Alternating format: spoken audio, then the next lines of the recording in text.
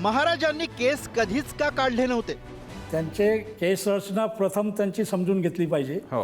कारण त्यांची केस रचना ही संपूर्ण केस त्यांनी कधी काढलेले नव्हते. त्यांच्या घराण्यात प्रथा होती. मालोजी राजांनी ज्या वेळेला पीर साहेबांना म्हणजे पीरशहा म्हणून जे काही सुफीपंथी हे होते त्यांच्यापासून शहाजी आणि त्यांचे सरफोजी आणि दुसरं जे दोन मुलं झाली शहाजी आणि सरफोजी,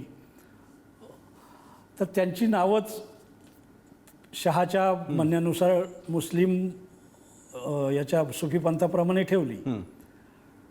आणि त्याच्यानंतर शिवाजी महाराजांचा जन्म आणि त्यांच्या घराण्यातली जी चाल होती, तर एकतर ते देवीचे भक्त होते. हो.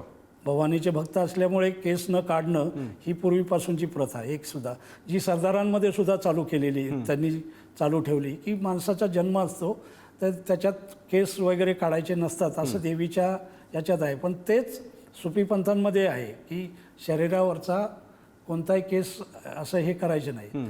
तर त्याप्रमाणे शिवाजी महाराज असे केस मागून वर घ्यायचे आणि ती सततची लहानपणापासूनची सवय असल्यामुळे त्यांच्या मागेचे जे केस आहेत ते कधीच खांद्यावर दिसत नाहीत.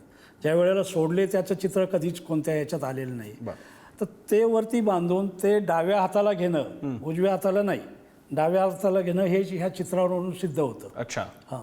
आणि जो प्रथम पटका बांधायचा, प्रथम फेटा बांधायचा आणि याच्यावर तो जरीचा पटका असायचा. अच्छा.